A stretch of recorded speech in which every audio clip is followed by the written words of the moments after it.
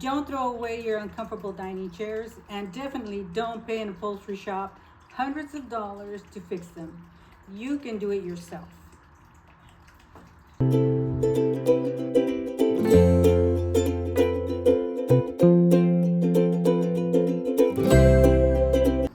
Today I'm showing you exactly how I added brand new thick cushions to my dining room chairs with just a few basic tools. They were really flat and really uncomfortable, and I was a little bit embarrassed when company came over and sat down on them. But I wasn't about to pay hundreds of dollars to have them reupholstered, so I did it myself. I cheated along the way, but they all turned out really neat and very comfortable.